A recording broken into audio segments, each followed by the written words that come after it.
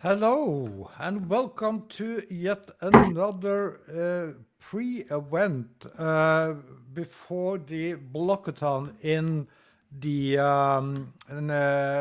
earlier September. And we have now organized three different events and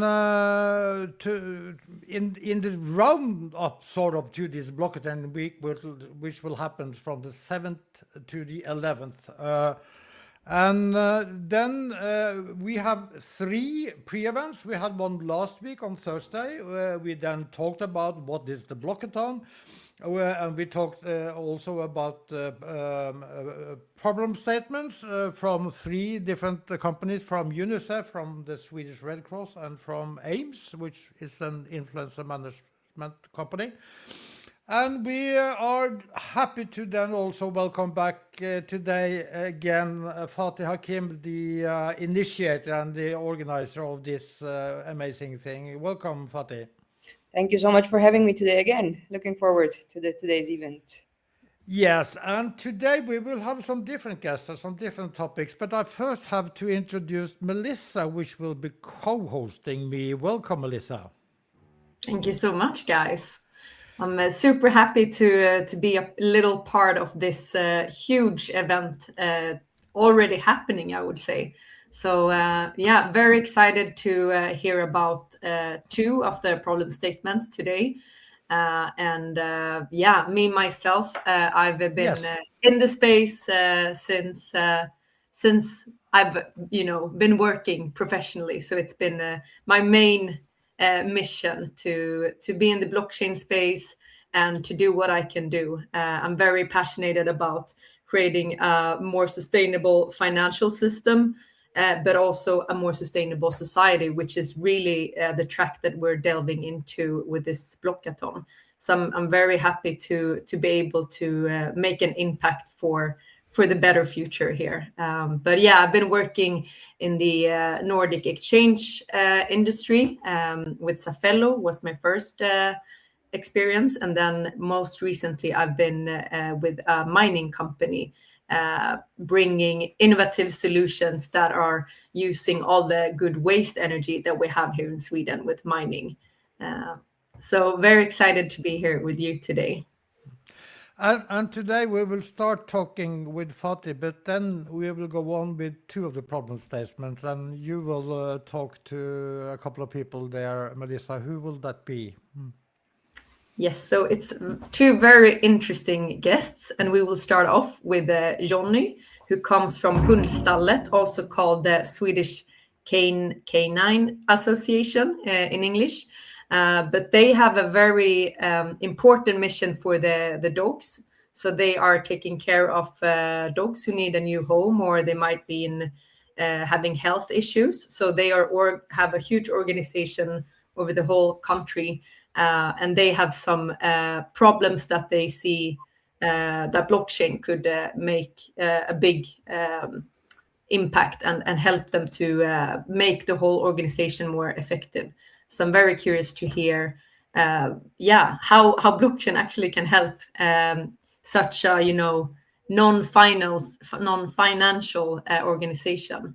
And the second problem statement that will be presented is from Honey, who was here last week. So she will go into, I won't get into the details, but it's a very interesting use case for storing historical data, also research data, and all those things that we think we might have available on the internet, but somehow it can be lost very easily or corrupted or changed. So that will be also very interesting to listening to.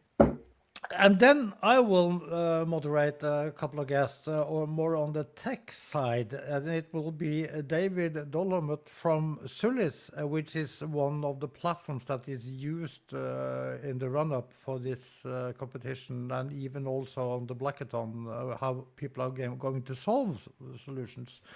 And we are also talking to Tommy Andorf from Neuro, also a partner on the tech side for this amazing event. And then the last guest will be one from the jury side, Melissa.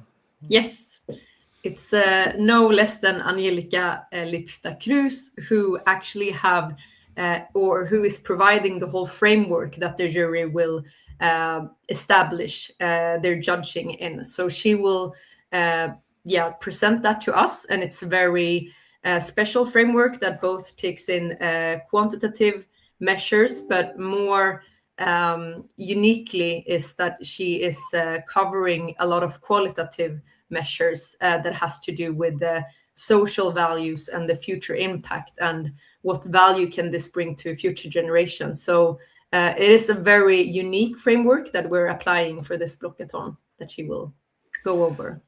Okay, that's the agenda for today. We are broadcasting on YouTube and on the Kaupr website as well, where there's a landing page, and you can also there find the recording from the last Thursday, and we will also facilitate more recordings as we move along. But then back to you, Fatih. This Blockathon thing, why? This Blockathon thing. That is a great intro to that. Yes, why? To start off with, a lot of people who hear the word Blockathon, at least here in Nordics, immediately connected with cryptocurrency or any financial, like stable coins, anything that is in the more financial focused. And my main aim for this Blockathon is that we can showcase that it's not just the financial applications that you can build on chain. It's so much more that you can do, so much more impactful work that you can do, especially in the era of AI, where we have like AI being so rapidly developed and so rapidly taking over a mainstream. We need some safeguards. We need some verification layers, some areas that we can control, I would say. And I see blockchain an enabler actually in that part as well. And I think it's really time to talk about these different problem statements that can be solved in the AI area as well with that. But also blockchain has been always something that, I mean, if you look at cryptocurrency, it's nothing else than data, right? Like it's also like data that can be on chain. And this is the same. We have to think outside of the box further than just like the financial movements that we can do on chain. It can be data, and data is the currency of today, right? With AI, again, it's the currency of today. It has been for a while the currency, and we don't know where this will lead us. We have all these new innovation technologies with AI and everything that we can do with AI, and also AI is shaping the society. But again, we need some safeguards in that area. We need to make sure that when in the future we can't see today in the future, but in my opinion, innovation is always something that needs to look a little bit into the future. And if in the future certain things, we can't control, that we have already now safeguards built around that to be able to track where the data is coming. If it's verified, if it's the right data, and so on and so on. And also very important, who the data really belongs to, right? So I always give this example of like, if somebody have told me like 10 years ago that if I put my email address in a random website because I'm registering, and this website will sell my email address and it will become $1 billion business, without me being included in that, I would have said like, okay, leave that conversation. You have a big fantasy in that area, but we don't know today what will happen with AI and all the data that we're feeding it today in 10 years, right? So I think that it's a very important topic in that sense, that we have to talk about that. And also that blockchain is able to capture so many things, secure so many things. We will hear Hani today talking about, history data on chain, right?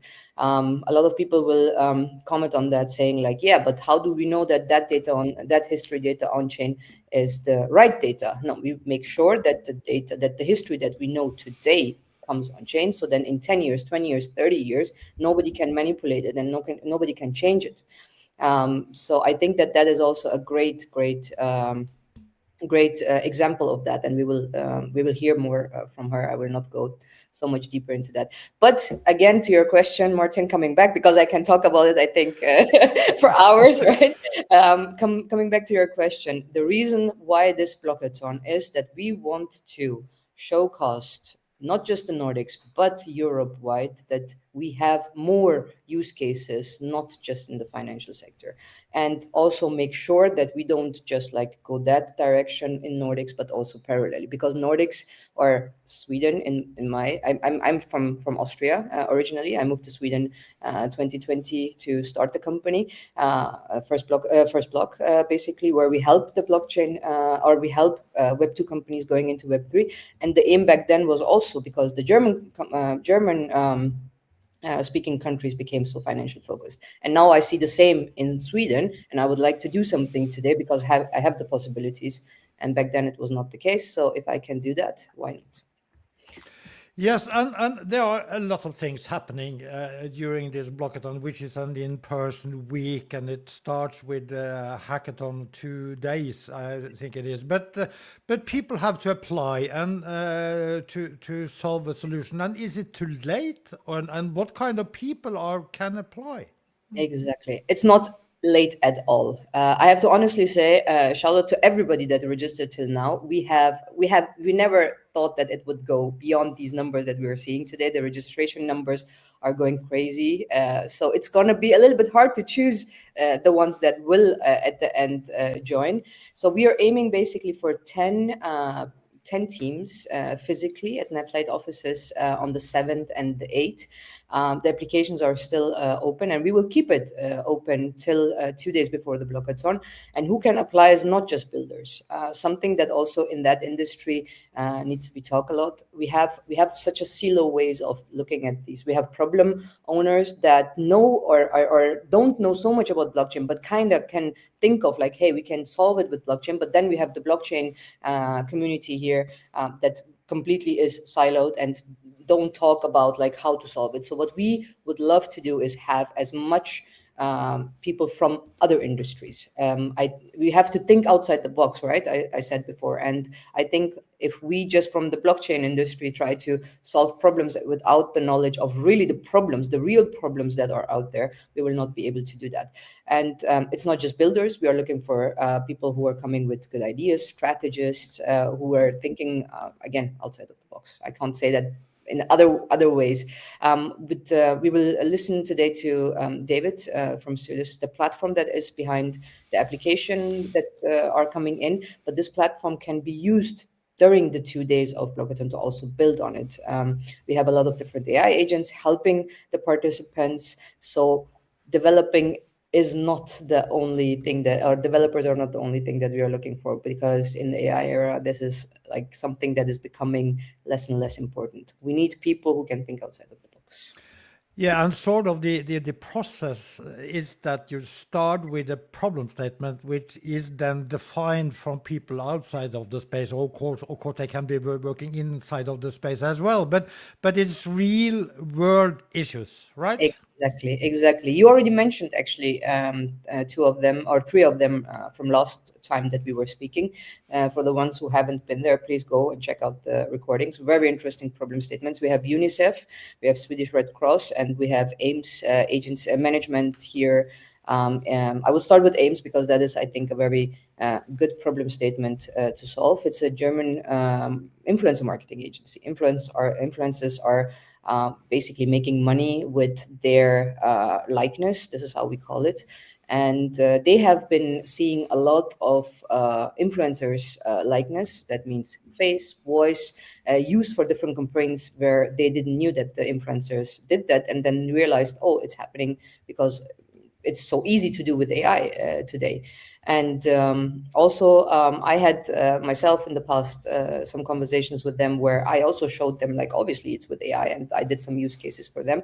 What we are trying to do here is like, okay, how can we make sure that the influencer's identity is not stolen by somebody else, because they will, they live through that, so that they don't lose money that they're owning through that.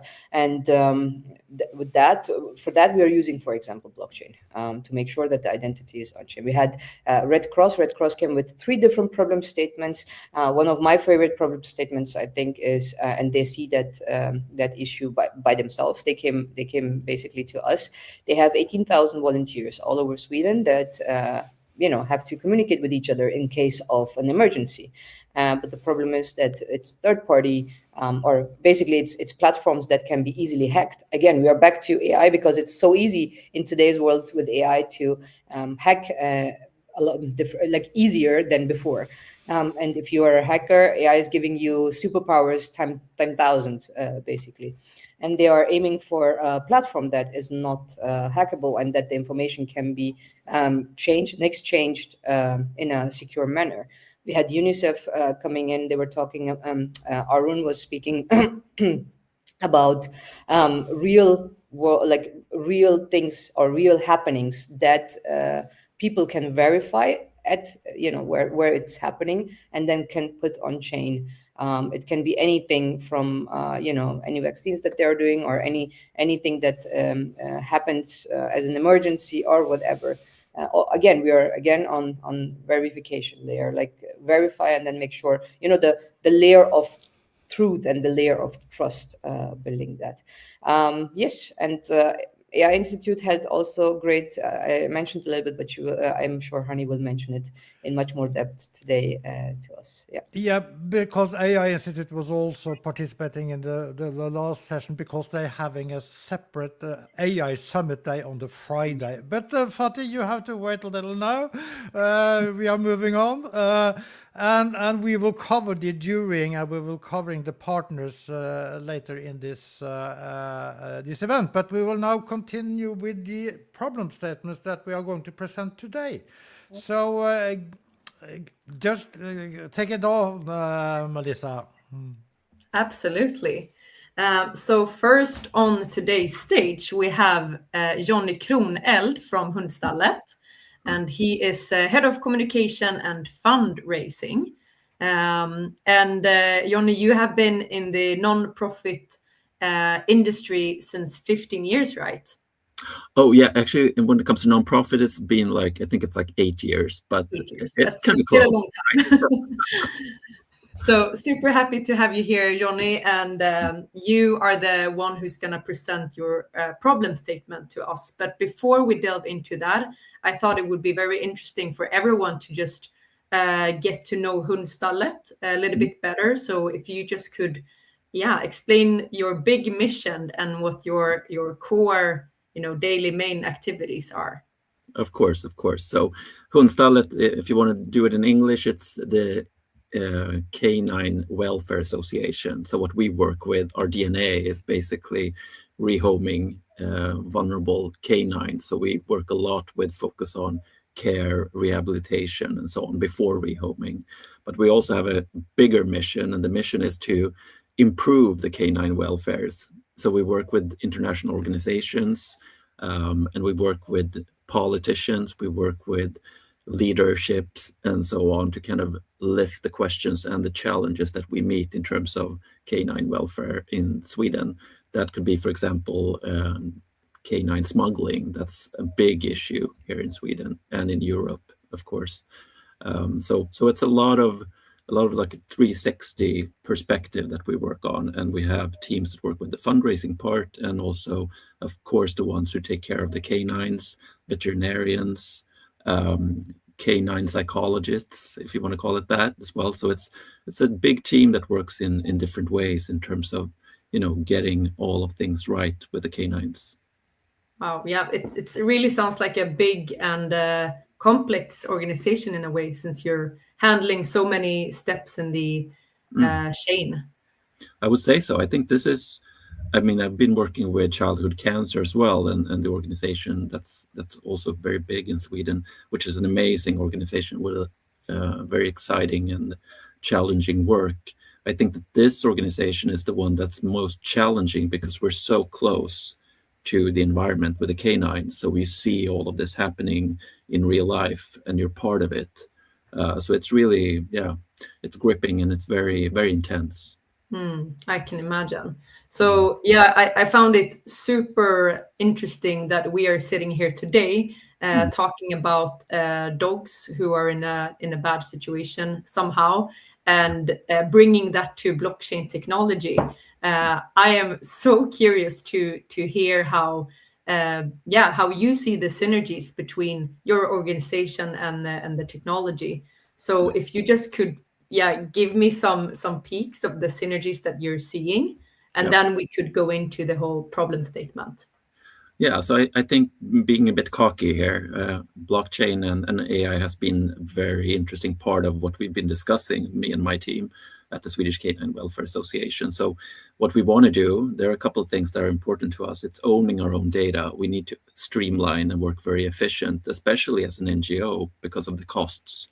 And we also want to own all the flows when it comes to donations. We have a lot of conversations and communication going to our donations and donors. And, it's a variation in donors as well. We have big amounts and we have smaller amounts, but it's all important to our organization, of course, because that's what makes this possible for us. So we want to kind of own that, and we want to be able to streamline that, and we want to cut costs like any NGO. It's really important to us to be very, of course, it's the donors' money, so we need to have a lot of respect for that and work very carefully with that.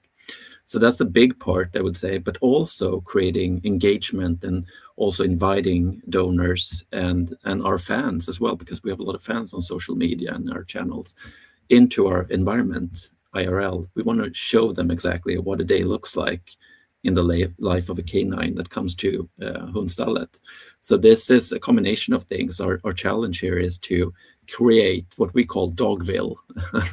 It's very inspired by Roblox and our discussions there, but create it like a dog city in a digital environment where you as a donor and also as a fan can join us and adopt and be an ambassador for Hundstallet and adopt a canine that you follow through its journey at our organization until it's rehomed, and also you're part of that process and being part of rehoming the canine. So it's kind of a great way of just being part of this on a digital platform and really feeling what it's all about. For sure. Okay, so that really brings us into the problem statement that you will work on, or present for the Blockathon, and that will actually be built on, which is amazing. I think in only 10 days it's going to happen. Yeah. So just walk us a little bit more closely through the problem statement that you have. You mentioned to follow the journey of the dog. Where do you see that? Like what value is brought to who there? And then you had some other activities that could be leveraging blockchain. So just talk us a little bit more closely. So, what it's really all about is effect. We want to show exactly where the money is flowing through. If you give a donation, for example, how does that money actually add change to the canine at our organization when it comes in? Okay, so what does this actually mean in real time for the canine? And then you can follow the development, because it's a very complex chain for a canine. It's easy to explain and say that you're coming in for care and rehabilitation, but it's a lot of ups and downs for a canine. So you're following all of this in real life, and what we want to do here is create that story that you're part of. So the challenge here is basically how can we do that in a very realistic way and also connect that with our real-time work. We've done this in different ways. We've done live videos and so on following the canines, and this is kind of like the digital version of that. How can blockchain and AI together create that environment, basically? And how can we follow that and see, okay, so this is the donation I gave, and it made the change right here, and I'm part of that. And then I want to donate more, etc., and to be even more part of the canine journey. Wow. Yeah, it sounds like you're aiming to build a whole ecosystem where you can follow various dogs, where you can donate, and all of this being more efficient with the blockchain. More efficient, but also more, verifiable and more resistant proof to the ownership of the data. That's So totally it. That's very totally interesting that you have spotted this kind of use case, because I feel like in many organizations, this is kind of a dream scenario or a dream product that you would be able to build something like that, but then you're lacking kind of maybe the knowledge around that the technology actually is here today. So that brings my interest to how did this idea evolve? Was it internally or externally, or who came up with the idea firsthand? Oh, I think it's a combination of people and situations. And I had the discussion with Fatih a lot of times, so she's been a lot of support there. I would say that our challenge is actually part of why we came up with this, because we have a very complex, as I mentioned before, it's a complex environment and also very challenging in many ways, because you're part of such a difficult situation with the canines that come to us in a very bad state in general. So we realized, okay, so what we can do here is to really invite people to see the difficult parts, and that in itself will create engagement and change. So that's like the drive, the motor, so to speak, the engine behind it all. And that's what we've been discussing. So how do we do this? I mean, we have this tough situation, but how can we actually bring this to life? It's very real for us who work with the canines, but it's harder because you can send images, you can show videos, but it's still not showing the reality of it all. This is like hardcore, I would say. This is going straight into and seeing it happening live. So yeah, very interesting. So it sounds like it's kind of the insights around that blockchain tech can help your organization has come from many different angles, like both externally through Fatih's help and input, but also that you seem to have very high competences within the organization, which is we've been discussing this for a couple of years, and we see the opportunities, but it's also all about finding the right agency and the right partners, because we understand that this is a big change. But I know that the business has been discussing blockchain in many ways. I mean, 5-6 years back. Wow. So it's interesting to see how now we're finalizing this part for Hundstallet. So it's really exciting. And also, I mean, there are a lot of opportunities on top of that. So we're probably going to discover even more while we're working on this. For sure. I mean, this is only the beginning, and when you have started to actually build it, I guess you will pivot it in many ways and see that you can find many more use cases for it. So one last rounding up question to you, Johnny. Because you're like telling us here that you've been working on this for many years in the conceptual manner. But now we're taking this big step and we're actually going to build something during the Blockathon. So what is your kind of dream scenario after these 2 days of building? What would you love to see come out of it? Oh, this is the hard question, because I'm pretty sure I'm going to see things that I haven't thought of.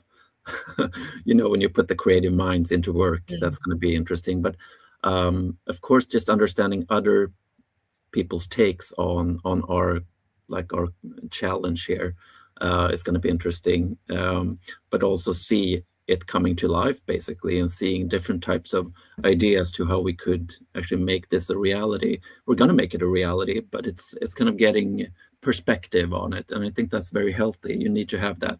You mentioned that earlier as well. So the perspective and just understanding different takes on it will be very rewarding. So I'm looking so much forward to it. Amazing. Likewise, I'm looking forward to see what will come out, and then to also continue following your organization and see how you eventually implement it. Because as I understood it, you kind of have a budget for this project internally, and you set your mind to actually go this direction. Yeah, sometime around starting or end of 2026, starting 2027. So yeah. Wow.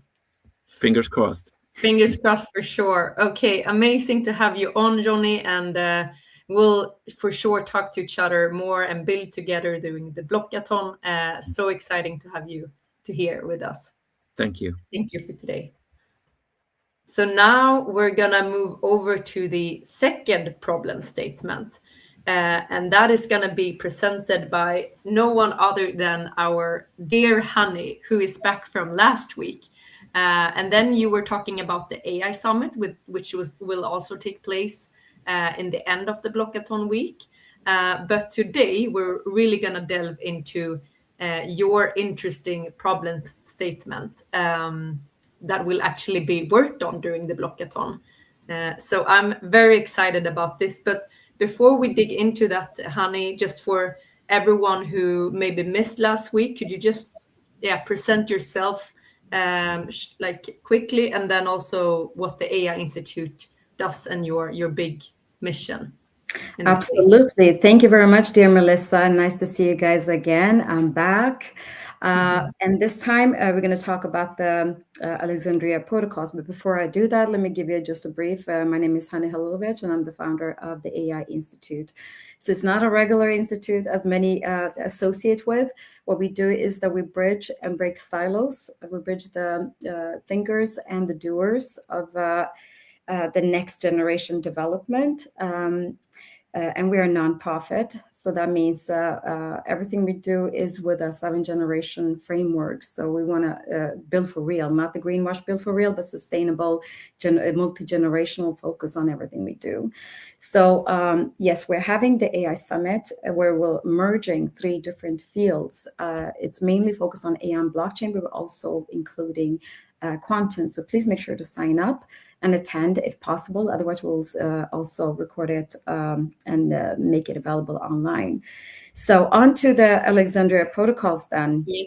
Perhaps. Perhaps, yeah, the big problem statement that we have. And as I understood it, Honey, the Alexandria protocol, it is an umbrella kind of name and project that delves into various tracks. But I immediately get so curious about the Alexandria protocol. I mean, the name must come from somewhere. So if you just of course, give us a background story to this.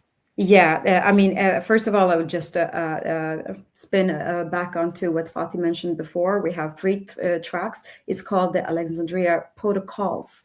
So we have 3 tracks within the protocols, meaning let's say the teams that will do the Blockathon, they can either do all of them, include them, merge them together, or focus on how do we save data on chain, research on chain, or IP on chain. So it's a part of the Alexandria protocol because we want to preserve data from today for future generations.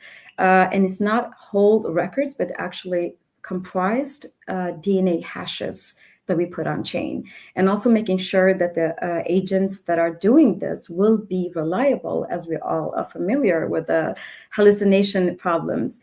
And we have a solution to that too, thanks to Elin Gian, our dear partner that develops sustainable and reliable non-hallucinatory and deterministic AI agents.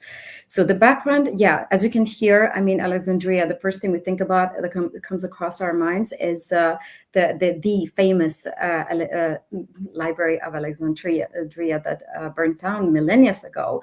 And we think that was a one-time incident, but it keeps on happening. And it was also another important detail with Alexandria library. It was that it was one of the, let's say, first times that humanity, as we know it, came together and celebrated innovation and knowledge. So to get into the city of Alexandria, you had to pay with knowledge, with books, with rolls, with scripts to just enter the city. So it was the, I don't know, we have multiple cities that people want to go to today, so I'm not going to name any of them. But you get that. It was the cosmopolitan city that everybody wanted to enter, and you had to pay with the price of the knowledge. So now back to the 21st century and what's going on. I mean, we all remember and can recall from the 90s in Alta Vista when we researched and searched, and it was really a nice time finding a lot of information online. Well, guess what? The library keeps on burning until this day, which means basically that none of the information we came across only 2.5 decades ago is available anymore. And it keeps on happening. So data is being more and more modified, revised, deleted even. And I have very good two fresh examples. One that Dr. Benny Wickham mentioned. She helped keep the Royal Library of Sweden to build up their language model. And she keeps on emphasizing as well, beware, the data is disappearing and nobody's taking care of, let's say, saving it and securing it at a layer that would actually be beneficial for future generations. The other example is from Dr. Francesca La Rosa, who's a part of the Tech for Good committee, and also for Nordic AI for Climate. They work intensively to see the effects of what AI is doing, how it is related to climate, and let's say the records that we are putting in, they are being, as we speak, deleted by different organizations and different, how do you say, offices at place right now. So the data they collected for the emission was deleted, but thankfully the scholars are saving the data on their own computer, so you can just upload it again. But we have no guarantees for future reference. How do we actually preserve the information we have at hand by scholars, by thinkers, innovators, and so on, to actually stay there and be credited back to them? Will it be revised, deleted, or will it be forgotten? We cannot afford forgetting and losing knowledge again. So we have an ultimate situation right now. We have another globalization deluxe with AI tech. We have the means to solve any problem. Are we going to let, let's say, the infrastructure owners to deal with and decide who gets to be visible, who gets to be remembered, who gets to decide how the history is written? I think we should actually get back on revising that. Wow, it's a mind-blowing problem that you're aiming to solve here, Hanni. It's I mean it's global, and it will determine the whole direction of our future, because I mean the future innovations are usually based on the historical knowledge. So it's a very important societal mission that you're indeed carrying. And remember one thing, I'm not alone in this. I would never ever be able to do any of what I'm doing without the excellent, awesome team, community that is global and local. So we are here in the Nordics, but all over the world there are people who are actually starting to react. They're like, what's going on in this world? We know it looks awful, and that's a part of natural law. So when you have a lot of negative things going on, we have a Tech for Good community that keeps on merging together. It's time to break the silos and come together and actually use tech for good and do something about it. We can't just keep on complaining. So we need more action. And another anecdote I have to mention is that I belong to an indigenous people called the Baluchis. We have no history. Nobody knows about us except the people from the region. And we are spread across the Gulf region, let's say Iran, the Arabic countries, Pakistan, and so on. And since our data is totally deleted, we have moved from place to place, from Aleppo, from northern Iran, down to southern Iran, to the Gulf region, and so on. You have to go back to the linguistical suffixes to see, okay, where would we actually originate from? And also thanks to the many European scholars that visited our region 300-400 years ago from Italy, France, and Germany and England, they kept those records. And thanks to them, we can go back and see, okay, that's really interesting. So our language, Baluchi, is a part of the linguistic family of Indo-Iranian, and the closest relative is Kurdish, which explains to me why Kurds and Baluchis are really good at picking up all the languages in the region, because we have elements of all of them. And the special suffix from the Mesopotamian era is called UK, oak. So Uruk, that's a part of the past, the ancient civilizations. Okay, we have that a lot in Baluchi. I was like, okay, now I really have to do some digging. And thanks to AI, I will be able to trace back my own roots. So I think it's very important. Just a takeaway from what you're describing here, Hanni, is that you are kind of laying the puzzle yourself. And with blockchain technology, we could be sure to store the like correct data and the data that we know for sure today, so that in the future we can rely on what actually happened in the Exactly. history. I mean, we need the best of infrastructures, and for now, Yeah. that's a blockchain, right?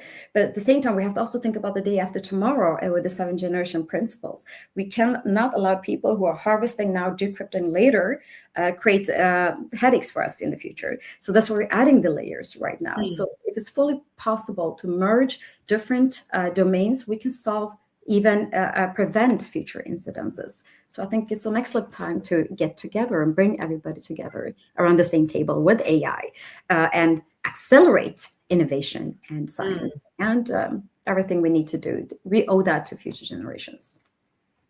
I fully agree, Honey. So just to round this up, to make it more graspable for the audience here, is that you presented the Alexandria protocols, and with that it includes 3 different tracks. And the first track is what you described just now, with the heritage data, making sure that how are we connected and what is our heritage, looking back like our ancestors. And then the track number 2 is storing important data. It could be research data, right? Yeah, mainly, I mean, from science, we have a huge issue with we have a lot over the place. And we have to make sure that everything that is being researched today will be safe for future generations. Because we are, until to this day, realizing, exploring forgotten historical, let's say, scientific breakthroughs that happened millennia ago, that we just exploring thanks to archaeologists and others that are digging and so on. But we could store the data. It doesn't have to disappear. Now, when we've talked about everything in a conceptual manner, like how far do you feel that we have come, and how important is this Blockathon for the development of these ideas? Just like Fatih mentioned, we really need this blockathon, and it's about going beyond finance. And that's what I've always believed in ever since I came across blockchain technology more than a decade ago. I was like, this is it. This is a really good solution. It's the future internet, so to say. Then with time, the focus has been only on crypto and finance, but we need to move beyond, because the intention was not only crypto or finance. Its potential is much higher, and that's what we're going to try to prove during the Blockathon, showing the other use cases. We actually missed a few others that will be implemented in the future, because although it's our first time, it's not our last time. I'll make sure that Fatih wants to join forces again and do it again, although she has so much on the table. Yeah, so we look forward to bringing in democracy online, on this on chain, to make it more reliable and foolproof, better than the systems that were built in the past. I can't wait to see how it all comes out following the 2 days of developing and working on these cases. Thank you so much, Honey, for everything that you're doing, and super interesting problem statements that we have here on the table. Now we will move over to the tech side, and it will be Morten who takes it and leads it. Yes, I will take over from you right now then, Melissa. Yes. And we will then add David from Sulis to the stage. Welcome, David. Hello, Martin. Thank you for having me. Yes, and for people that have been into the space for some years, we have seen you on different types of events and locations, and tell us a little about your history in the blockchain space. Yeah, so when it comes to the blockchain space, I was never in the crypto space, right? So I was using blockchain exactly for non-crypto use cases. So in my case, it was digital product passports. And very recently, I was also in the quantum space, right? So now I'm a bit involved, but this is the whole point of this Blockathon, right? Is to use blockchain in a non-crypto manner, at least many of these challenges that are coming. So that's my background, and this is why I'm interested in building this with Solace, right? And being part of this Blockathon. And how important do you think it is to illuminate other use cases than the financial ones? Yeah, that's one thing I realized. So when I first got into the blockchain space, I started at the Nordic Blockchain Association, right? And one thing that I realized at the time is that institutions and such as banks and also logistics centers and others were not very interested in blockchain at the time. But as regulations started changing in Europe and other parts of the world, blockchain started becoming more and more of a discussion points, right? And this is why now I'm really happy to see that these various organizations, nonprofits, large companies, governments are interested in implementing blockchain technology in not just you have the crypto side, right? So the stable coins and all of that, but also on the other end and how to build on that. And having been also in the quantum space now, we know how much security is going to be important with quantum, eventually getting better and better, and which can decrypt the blockchain. And if it can decrypt the blockchain, it can decrypt anything. So it's important to also look at that factor. And then we have to move into your new place to work, Sulis. And what is Sulis, and what kind of problems do you try to solve? So Solis has two tracks. So one of them is Solis Studio, the other one is Venture. And on the studio side is, such as Fatih mentioned previously, is what they're using for this Blockathon. So accelerators, you can venture studios and many other types of organizations that have pipelines of ventures, either building their own ventures or also having people submit some of them. So the venture side helps streamline all of that.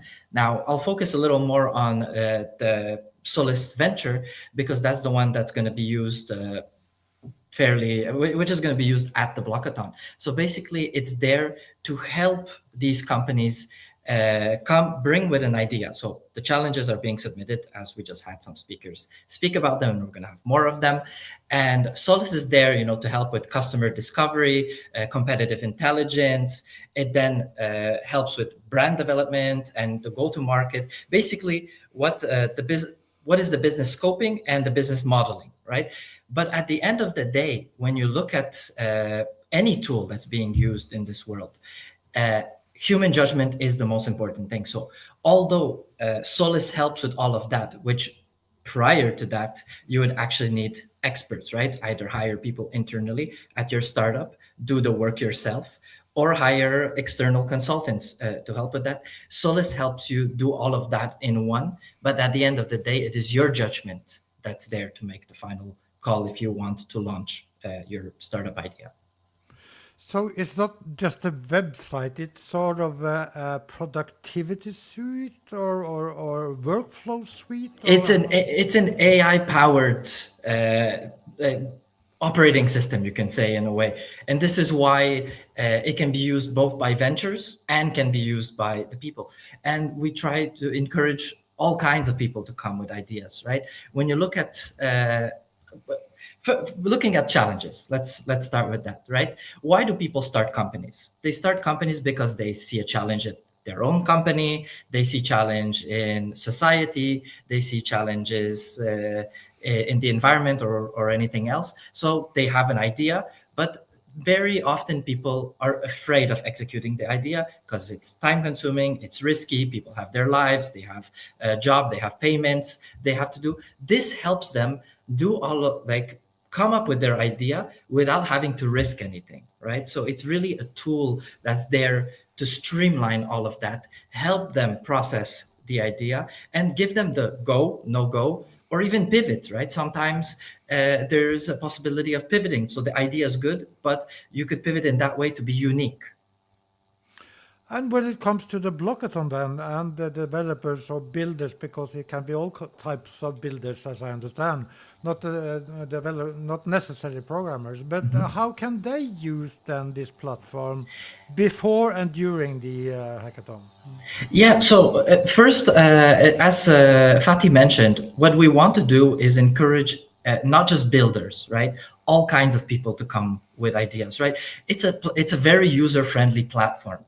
And at the end of the day, if you see the challenges that are being submitted and you come from, could be any industry really, but you have an idea, why not take a chance? You can absolutely take a chance and come use the platform, test it out, submit your idea, and then see where it goes, right? Maybe your little idea suddenly can make you, leave your day job and then start something, extraordinary, right?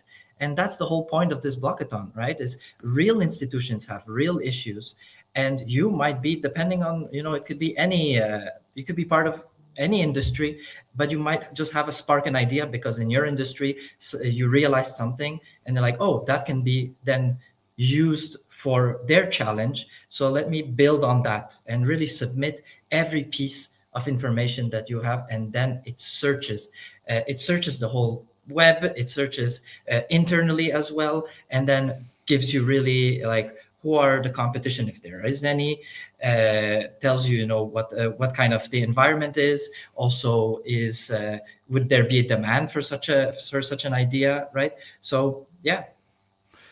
Do you start with then the problem statement, or do you start with an idea? Idea. It's always with ideation, right?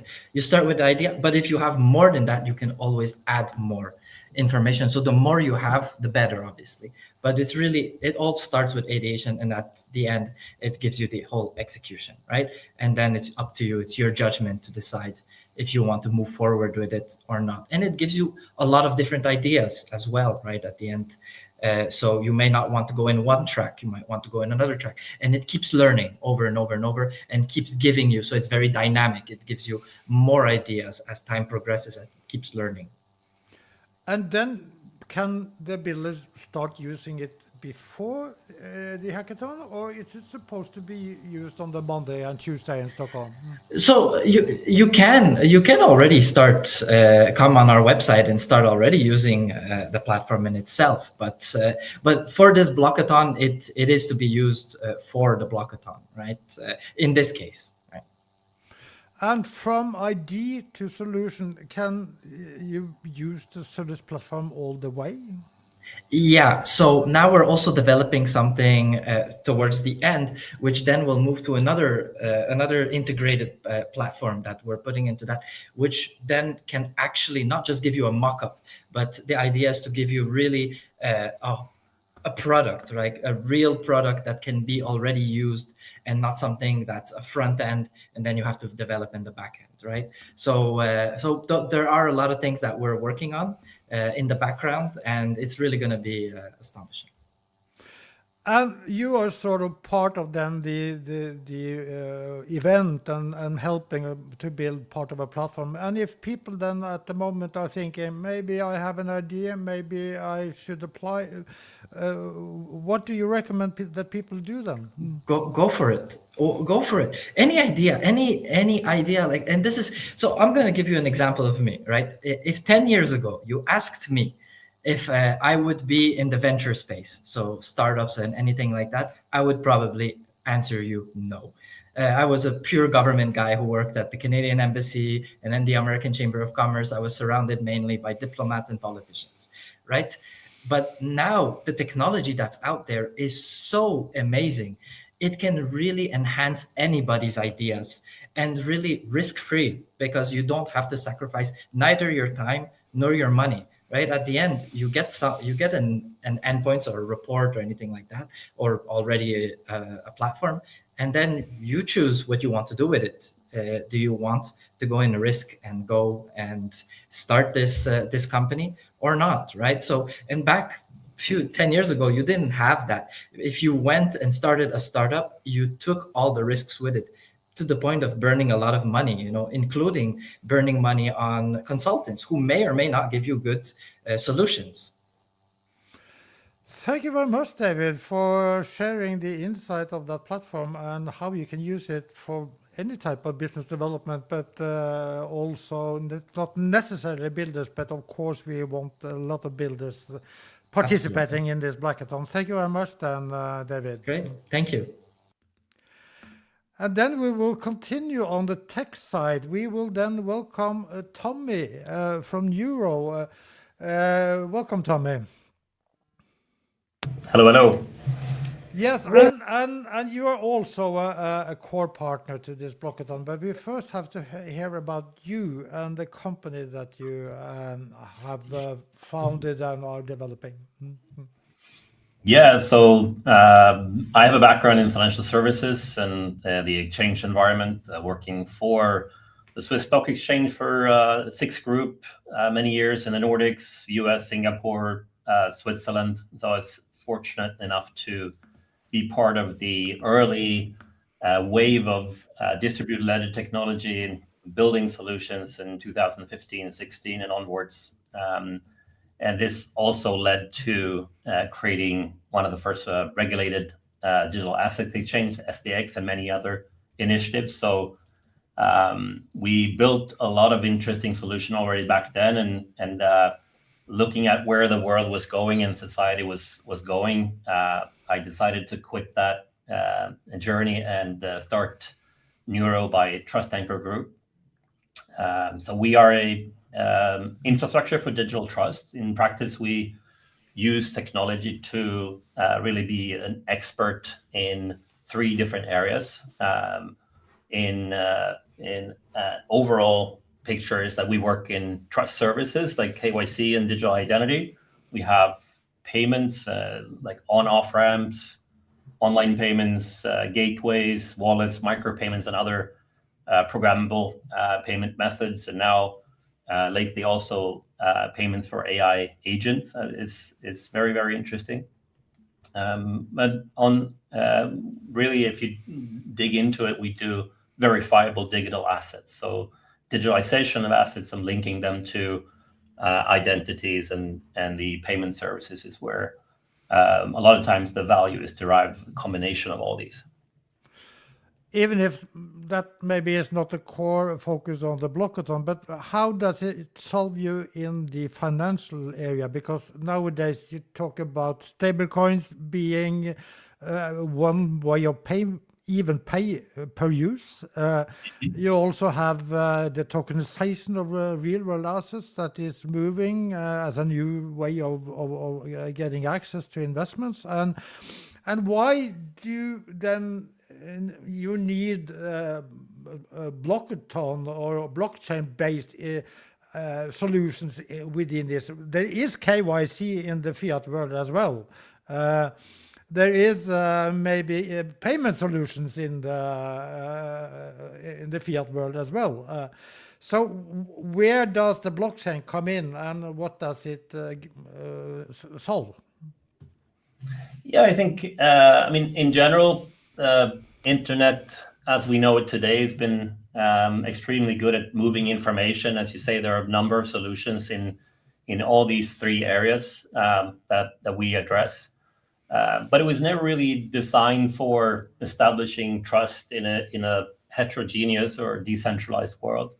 So today, I would say we compensate quite a lot for that in complicated ways. Every organization has their own database. They have ways of securing their networks that need to work together. And we verify the same people. KYC is a good example. Again and again, we exchange information in digital signatures, basically adding a digital water stamp to a PDF or a picture. And we build these secure networks that then need to interact in a way. So at the same time, collecting massive amounts of data in central places that creates both security risk and complexity. So this is like part of the problem statement, I would say. It actually has to trust in as a component of the whole new society that's growing now, our digital society, and AI and agents are really propelling that as well. So the problem isn't that we don't have enough data. We need to establish trust, and this is where blockchain technology and distributed ledger technology identities really come in. And as I understand, you're also a partner of this new W social network, which is starting to roll out maybe in the next months, which is sort of an alternative, you could say, maybe to X or the controlled social media, if you want to know, the Web2 media. And how are you then solving some of that issues within that platform? So WSocial is, as you mentioned, it's a very interesting initiative from Europe to the world, in the sense that if you look at a map of the world, you see that Europe is lagging behind in social networks and interaction. So the paradox of some political person here in the Nordics complaining about data privacy or what's going on with the administration in the US on a platform that is supported by someone from that region, it is posing more and more problems, I would say. What we do in that context is we provide technology for human verification, which is a cornerstone of establishing trust in this network as well. I think on a high level, this approach that WSocial is taking is commendable and really, really interesting. It's essentially providing verification of humans without knowledge of who the humans are in the social network. So there's a clear distinction between technology governance and user experience in the verification process, and then just giving a OK sign. This is a verified human, which then can interact in the social network. So there's no way you can link the two, which is a very interesting approach. There are a number of things that will be displayed in that platform going forward that I think we should look at. We will follow that for sure. But moving into the Blockathon then, what are you helping the Blockathon with? And are you in front of any solutions, or are you in the back end of any solutions? Yeah, so you can think of us as a set of Lego blocks, essentially. We are a technology infrastructure company with lots of different tools. We've spent years and years on bringing these components and these Lego pieces to the builders of this world and making them useful in a regulated or a compliant context. So a lot of times we see builders who are creating fantastic things on let's say Lovable or a lot of things now with AI. What we can do is we can provide these pieces of Lego for a more compliant and enterprise context and make them real. So really make sure that you can bring your ideas to life and not spend time on reinventing a new stablecoin technology or a ledger protocol. Just use the tools to create something amazing and bring it to life. Will this then be an alternative way to solve the solutions to Sulis, or do they also integrate in any way? Yeah, absolutely. We're combining our resources to really provide something valuable to the participants. So this is, we work more on the infrastructure and toolkit on what you build, and Sulis is managing the Blockathon and everything around applications and interactions and things like that. So it's very linked together. And as you say, you are an infrastructure company, and very often maybe that doesn't take the headlines, if you understand, because it's happening in the background. But for people that don't know, you are involved in the WSocial, and you also are doing business in Brazil, for instance. So this is a venture that is really moving. And but how do you believe about the Blockathon? How important is that to illuminate the different levels of solutions? So I've participated and organized a few hackathons and not the Blockathon. So this is the first. It's amazing, and I'm always amazed by the people that are in these contexts, what they can do and create in such a short time. It has never stopped to amaze me what can be done when you bring competent people from different background and competence together. So I'm very open to what people can create. The challenges are there for people to engage in. I think from our perspective, we have a lot of ways to support building out some of these solutions. And as you mentioned, we have a lot of different use cases all over society in the financial services space, but we believe a lot in making the world a smarter place, and the tools we have are technology driven. So identity, verification of assets, communication in a secure way, distributing assets and value in a more smarter and decentralized way, I think is how they can think about utilizing our tech. Thank you very much then, Tommy, and we are looking forward to both how builders are using your tools and also on your further development as a company. Thank you very much. And then we will move on to and welcome back Melissa as the partner in crime today. So you will guide us through the next session, Melissa. Happy to. And now we're going to delve into a very important core pillar of the whole Blockathon, which is the judging framework. So we've delved into some problem statements, we've gone over the tech platform, but now the very important part of, getting the feedback and making the ideas and the projects that were built on moving forward. And that is done, I think, with an excellent framework and to have some kind of guidelines to understand how to move forward with things and what to tweak and what to improve. So I'm very happy to have you, Angelica, here with me today, who have spent over 25 years in the capital markets and in fintech. But for the last decade, you have built a whole evaluation framework and tool. So I'm very curious to hear more about that. But just to start off with, what made you move from the kind of traditional finance into working on this framework? Thank you so much, Melissa. I'm very happy to be here, very happy to contribute with my organization and our work to the first Blockathon and to Nordic Tech Week, and together with you all. The team is amazing. Okay, let's go to the answer of that question. Having experienced corporates and banking world for more than 20 years, I would say that one thing that you learn and that I've been working with for more than 20 years is how to evaluate capital. Now, let's be clear, capital is not just money. Capital is not just technology. Capital is a lot. And we work with more than, at the moment, more than 12 capital categories, but we have defined and we are applying that in the Blockathon today. So we have 6 criteria. We are looking into very important features, and that Tommy and David spoke about already today.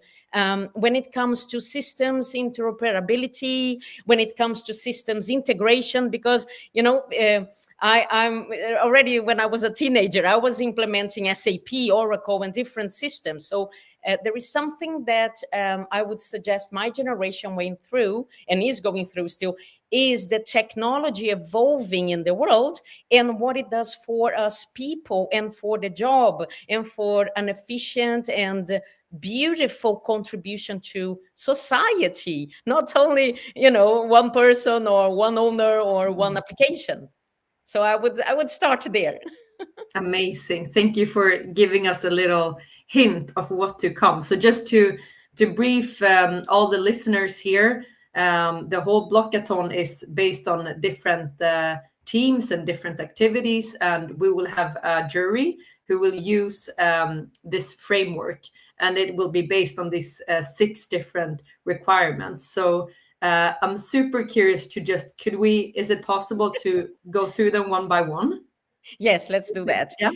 And before I mention them, let's talk a little bit about the complexity and some cases that I have been through, not only a financial crisis or 2, because I have been operating under those conditions, but also I would say the complexity of what we are building for generations to come. And I would want to give emphasis to this, that we are talking about impact on chain. And when we talk about that with that mission, that's when Inorbis assessment gets its value. So let's start with saying the team is very important. Why are we saying that? Is because we already heard it.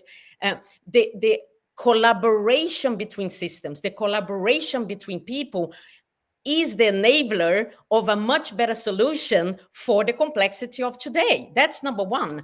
The number two would be the design of the application. So thinking about the traceability, the KYC discussions, and this kind of very important aspects of a technology today to serve what we need in society. It goes from regulatory requirements to investments and the value of it, the value that we create. The number three, I would say, is to do a lot with the natural resources. So how do we use our natural resources today, and what is the impact in the future? So, for example, the water, the emissions, and the metals, and the raw material that we create for computing, for data centers. All of this is extremely important, and use technology, AI, blockchain, and this is very important feature that we think about it, and that we are considering that.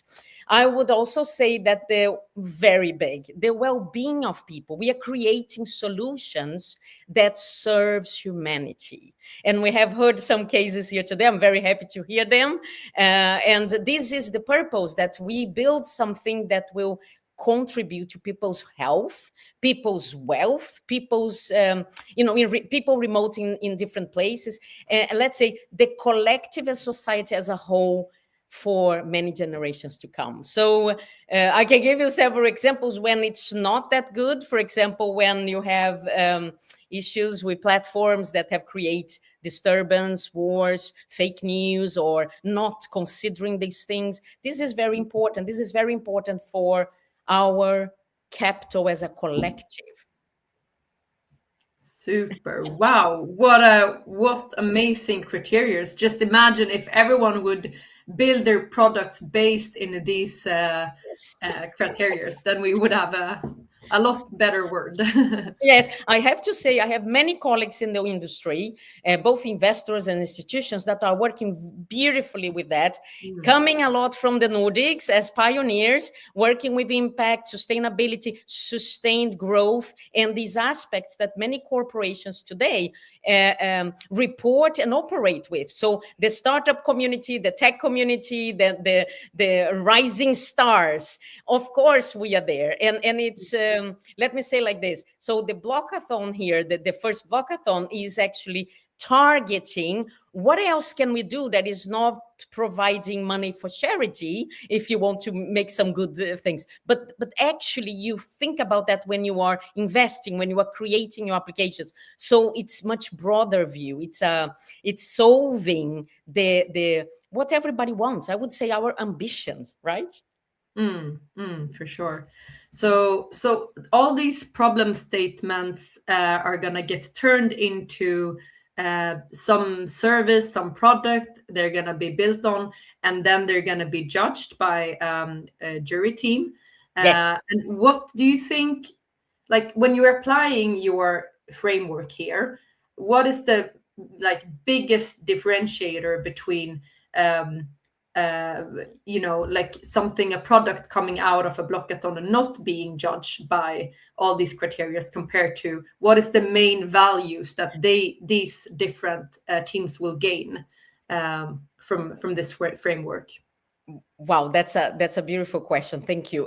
I would say see beyond your own product. That's number one. See the impact and be able to think broader into what actually is happening when you create a product or application or use AI. What's actually happening? So this is a hard one when you are thinking in your inner world. That's why the collaboration, the systems integration, other thoughts about society and the collective, the mental health of the people. It's sunny today. How can we use this in a better way? The design, the smoothness of an application, the transparency, the traceability is important today. So all of these features encounters today into technologies such as AI and blockchain, and let's use it in the right way, not judging or talking about some applications that people might be even afraid of.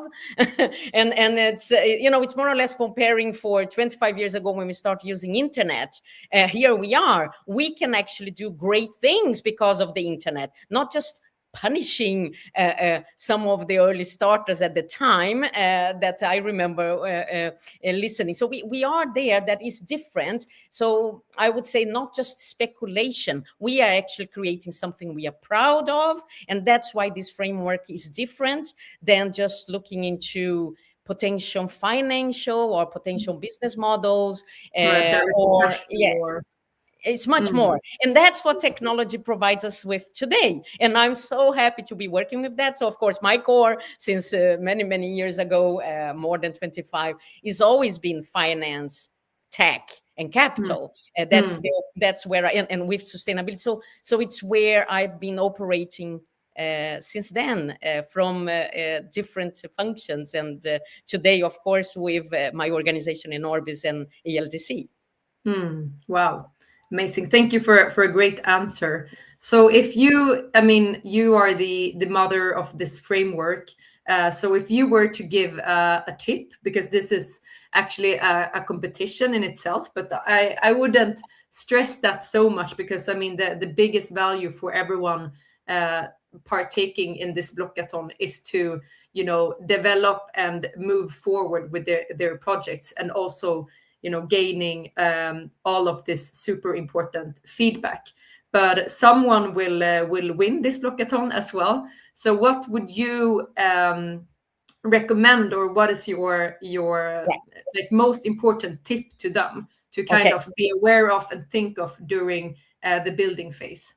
Right. So let's talk about a big one. Why would we use blockchain? Why would we use AI? What is it that the application is improving your decision making for the persons that you're targeting, your clients or your users? So what kind of accessibility is it reaching cross borders? I would say, what is the optimization here that you're trying to improve, put it this way. So I think this is the big questions that I would say, if you can pose them and address that while you're working, that would be good. So the big ask would be, what's the greatest potential to people and to society tomorrow out of this application? That's impact on chain. That's the impact for generations to come. That's what we are looking for.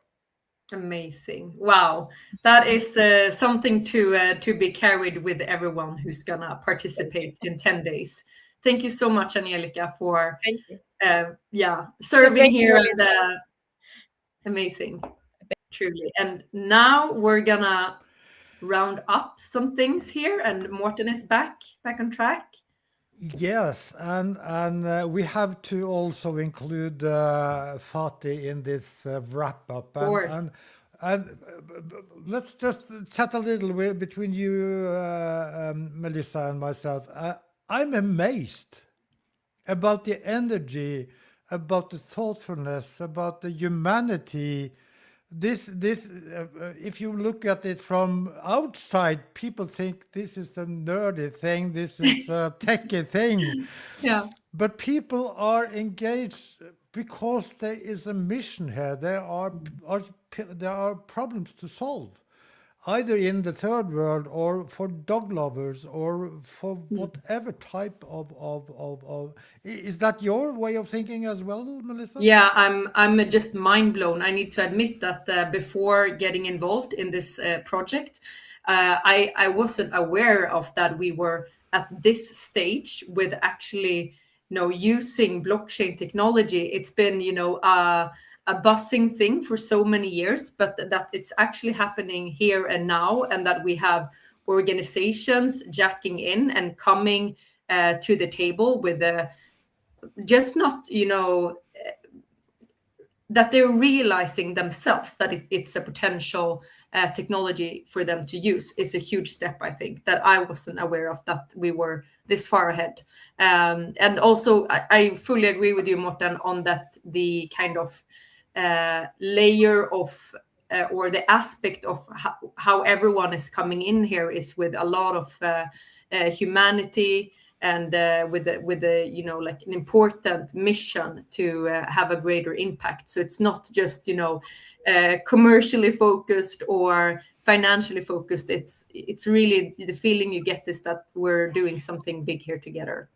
So Thank you so much, Fatih, for pulling this off. What about you, Fatih? You knew all this. You just had to have some help to wrap it up. Exactly. I'm like sitting here and saying like, oh my God, finally people are seeing that. Oh my God. Yes, but honestly, Melissa, I have to say, like my mission was always whatever I did in my life, whenever I did that, I tried to be hard led first, right?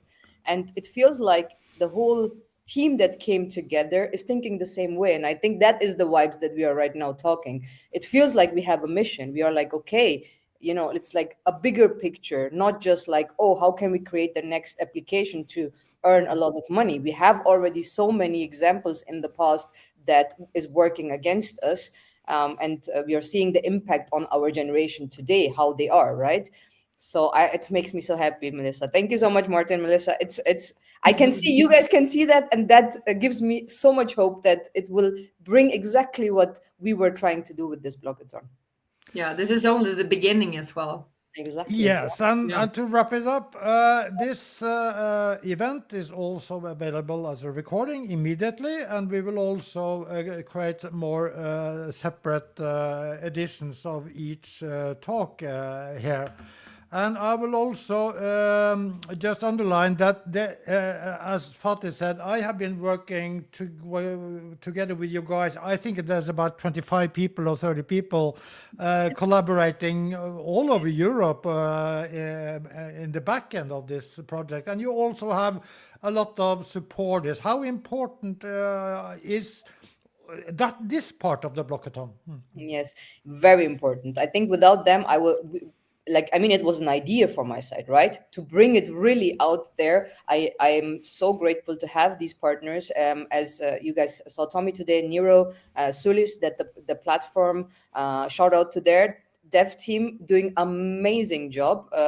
Blockcell themselves, like with the whole team, how they started like coming in and like really seeing the mission and joining us, that was great. And then also the more I spoke with people, the more, Melissa, as you mentioned before, all these organizations are seeing the problems, but they were also like, where can we help you more? Right? We have all these problem statements. Netlight was great. Shout out to Gunnar. Like he was like, okay, where can we help? Tell us. Here the place. Here the tech. Here, tell us where you want us, and we will help you. Also, the Nordic Tech Week team was great. They were like giving us this opportunity was already a huge thing. But then they also like telling us like, okay, you can use this, do that, helping with so many things. And then, as you're saying, Morten, 25, 30 people in the background who are just volunteers. They said like, we love the mission. We love what you guys are trying to do here. We are just joining and putting hours and hours and hours in the background. If it's from marketing side, communications side, tech side, commercializing side, sponsor looking, all of that. Like amazing, amazing, amazing. I am just blown away myself, honestly. Yes, and this is then the second of the pre-events for the Blockathon in Stockholm. We will also have a third one in next week, and with some more problem statements and some more partners, and also trying to focusing more into the week that is starting the week after, which events are there, how are you able to participate, and not only as a developer, but also as a viewer or engager. And in between, there is also possible to watch these events as a recording. It's also possible to go into some of the platforms that Kaupr is offering, where we are building a place for building focused content. Again, blockchain beyond finance. We, as a company, we are really happy and focus on all the democratization that the financial part can give. But we also now see that there is a lot good tech that can be built on these platforms, combining blockchain AI. So thank you very much for participating and for listening in. And we wish you everyone a nice evening. Thank you so much for having me. And thank you, Kaupr, for giving us this platform to be able to talk about it, right?